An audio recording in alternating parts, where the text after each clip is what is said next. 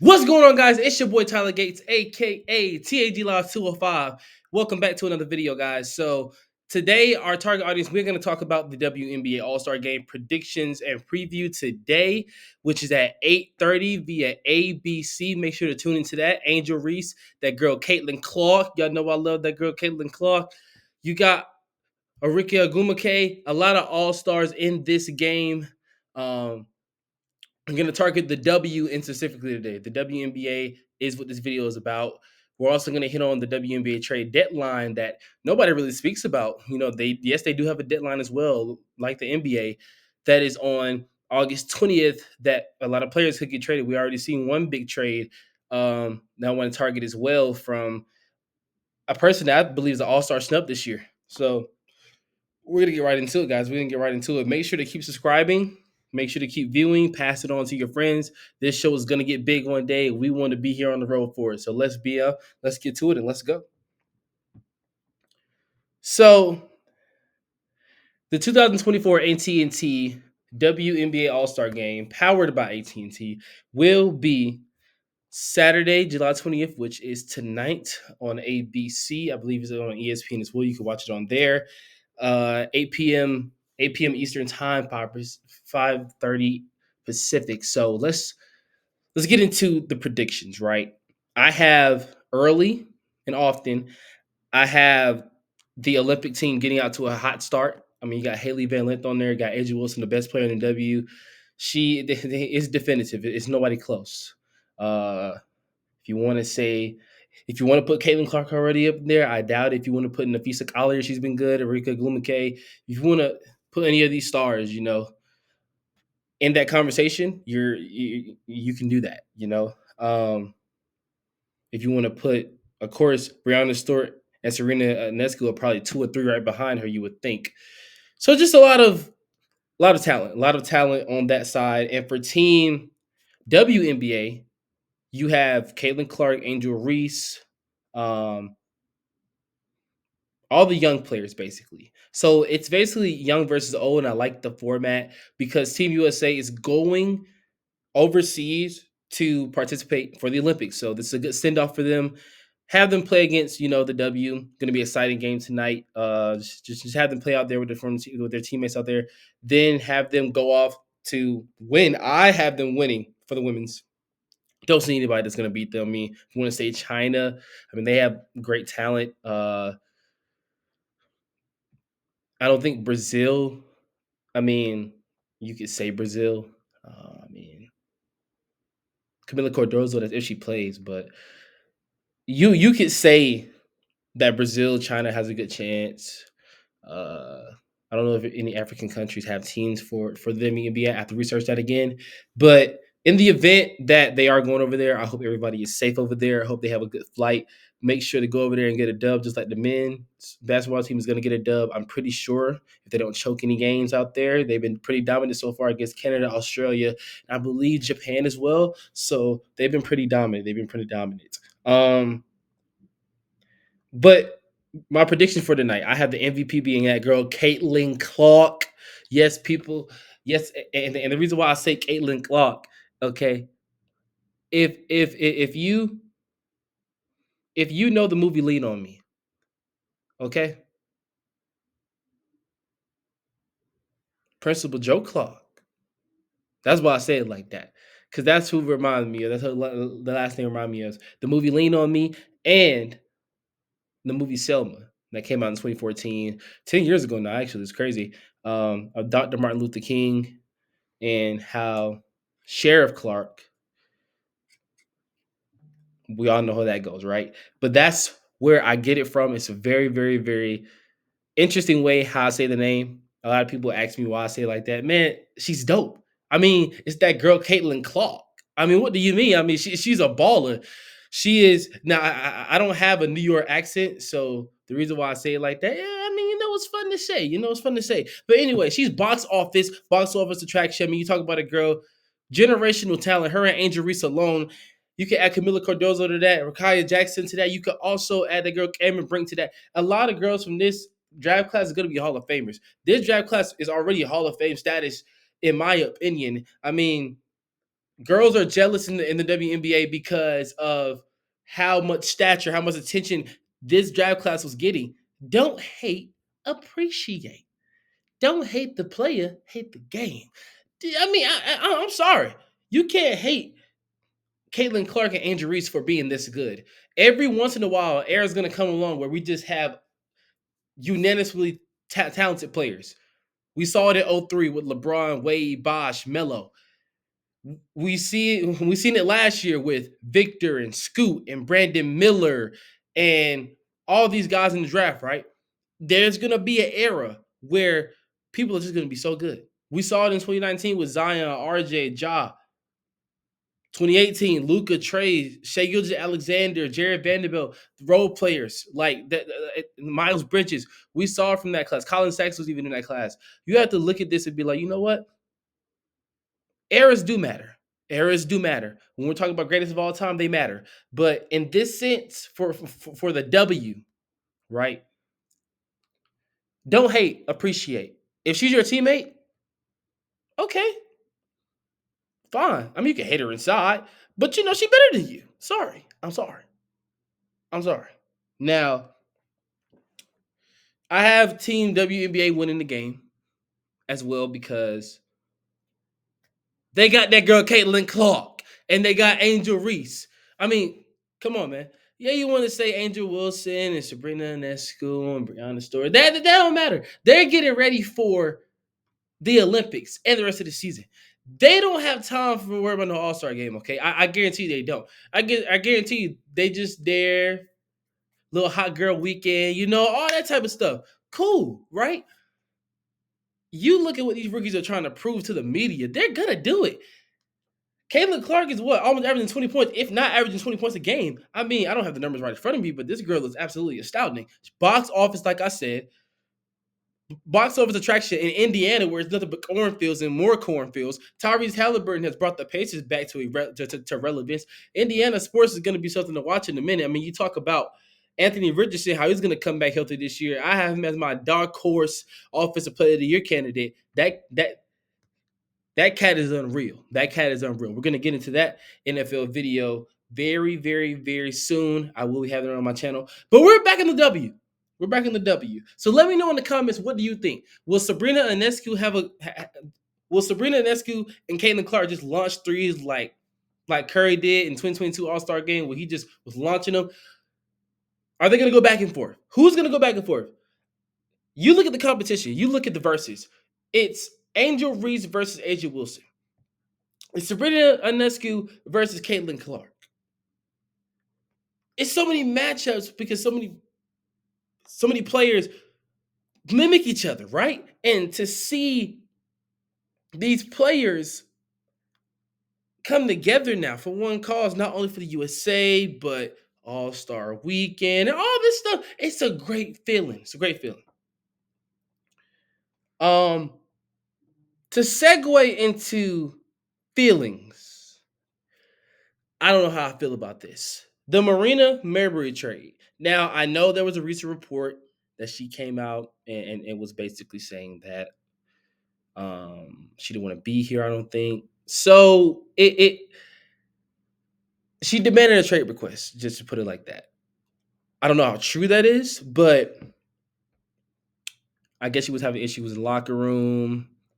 May have been contract discussions, extension discussions. We don't know, right? But in the event that it was something along those lines and you requested her trade request, that's good. You know, you want to treat your players with respect. But the fact that she's on the team with DeJounte Carrington now, or DeJounte, the fact that she's on the team with the player that she doesn't like, this makes it even better. But it makes it worse at the same time. Chemistry issues and all that type of stuff. But it makes it better for us fans to watch and be like, you know what? We're going to get to see these two play against each other. I'm pretty sure Ray Allen and Kevin Garnett weren't friends. Hey, I mean, it's okay. You know, you got to make it work. If we're coming together for one common goal, we're going to win a championship, right? I'm pretty sure LeBron, Wade, and Bosh didn't get along. I'm pretty sure Mario Chalmers hated all three of them, but they still won 2 championships.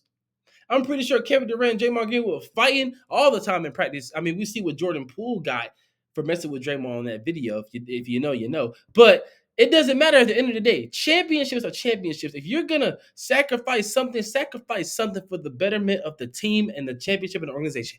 That's what you do. Now, in terms of the trade that they got back a lot of players. I mean, Mariah Jefferson, I don't know. I think, me personally, guys, they shouldn't have traded her. And if you were going to trade her, don't trade her to the Connecticut Sun. No.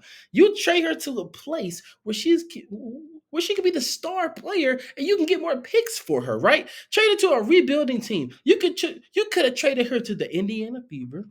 That would have drawn storylines. You could have traded her to the Sparks where she used to be. Coming home. I mean, at least they could have used her. You could have even traded her down here to my Atlanta Dream. We need some 3-point shooting. Okay. Alicia Gray, fine, all star. She's doing well, but is she a consistent shooter? Not really. Not like Marina. You know, not like Marina. So the Sun, they get a terrific shooter, terrific defender out there, somebody that's going to be bruisey, somebody that's going to talk back, play defense. That's what she does. The package they give up was nothing, in my opinion. I mean, yeah, you gave up 2 players, you gave up a 2025 first round pick, but what what's that pick going to be like in the late, what? The late 9, 10, 11, 12? It's not even going to be anything. It's not going to be in the top five. It's going to be what? Pick 9 through 12, probably. Nothing, unless somebody drops to you next year. And then on top of that, the right to swap first round pick, as I'm reading on my notes here, with the Connecticut Sun. So you pick swap with them in 2026. 2026 is going to be a loaded draft class from what I hear. So Connecticut could be bad. And Chicago could have a top pick and they could trade for somebody. They could trade for somebody that right now is good for their team, but in 2 years could be on the market for a trade. I mean, a lot of people I could think of that can be dealt on the market in 2 years. Serena Ionescu, if she don't win a ring. Nafisa Collier, if she want to get up out of there this offseason. I mean, it's a lot of things that y'all can do with that pick right there. Chicago. Y'all can go get Nafisa Collier, like I said. Go get that girl, Sabrina Ionescu, which I think is a long shot. Probably in 2 years from now, you can do something like that. It's a lot of people that y'all can go get. Off the top of my head, I'm not sure. Now, if you were smart about this and you would have tanked the season, you could have got that girl Paige Becker's #1 overall next year, but she's probably going to go to the Valkyries at 1. So she's going to be the expansion franchise player. I like it. I like that. Fresh start, new era, new player, star player in my opinion. 5-star recruit, as we all know, going to UConn. She's a baller. Okay, a baller. And to segue to a couple ballers, right? The WNBA trade deadline is August 20th. We do not know the time, but we do know the date. So watch out for that. Make sure that you are in tuned with that one as well. Kelsey Mitchell, Stephanie Dawson, and Nia Coffey are my 3 early WNBA trade deadline candidates. As we approach the midpoint of this season, guys, just be sure that it's the same thing I say about MLB. They're gonna start playing like it's a contract year. Every sport, NFL, NBA, MLB, and WNBA in particular. NHL, they're fine sometimes. But these four sports that I just pointed out, somebody is gonna get traded out of these 3. Kelsey Mitchell, probably the one not to get traded because she's a good mentor and backcourt partner to Caitlin Clark. Stephanie Dolson, more often to get moved because she's on the Washington Mystics, worst team in the league. You got Aaliyah Boston. Let's surround her with some picks. What I mean by picks is accumulate picks and draft players and sign players to surround your new franchise player with her and Shakira Austin and Jakia Brown Turner. Surround those 3 with pieces, and you're looking good for the future, right? Nia Coffey for my Atlanta Dream. I don't want to trade her, but in the event that we can get a first-round pick back, you do it. Even a second-round pick. I mean, 2 seconds I'll take for her. But if you can get a first-round pick back for her, you can do that, Atlanta.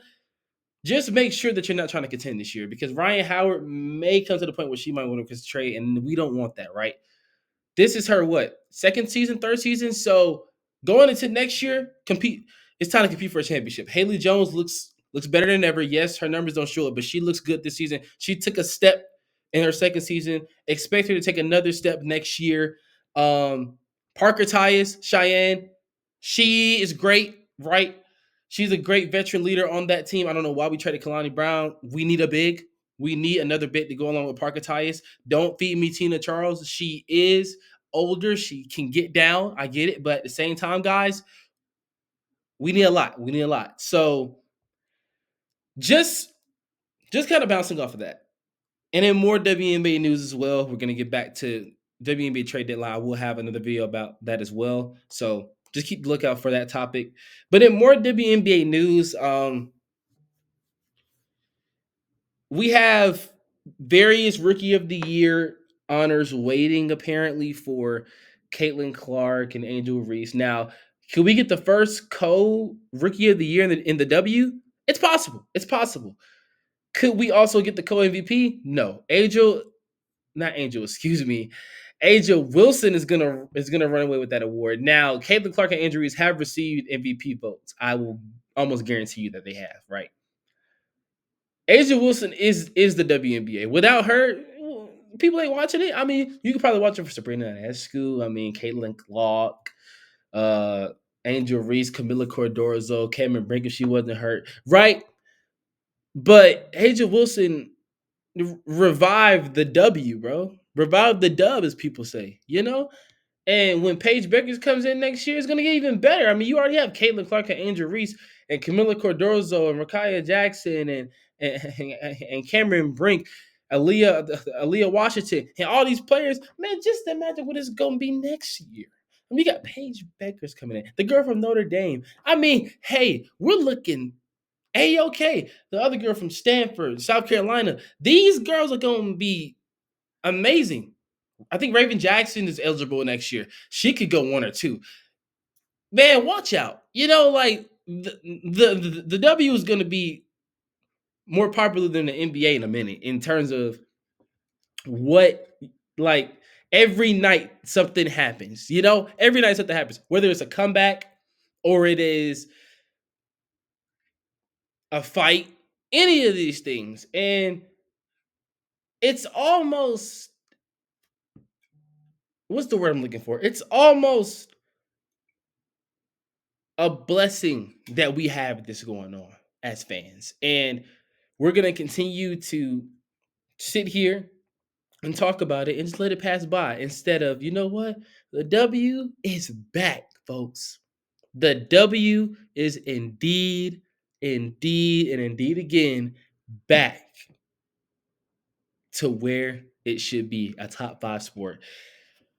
The next episode, guys, we are going to mention the NFL offseason. I'm going to get into some more Denver Broncos talk. I know y'all don't want me to talk about them. I'm going to get into the Falcons as well. I know y'all want to hear me talk about my Falcons, okay? We got ATL Kirko, my cousin. That's the dude right there. Early MVP candidate, in my opinion, if he can stay healthy. If people can block for him, I think he could be an MVP as well. I'm also going to get into what potential packages could look like for Cortland Sutton, Brandon Ayuk, and a surprise one here, but not really, a Devontae Adams. So we're looking at a episode of who gets traded first and then other episodes. So stay tuned, good luck, and stay live. Like I always say, y'all. Peace.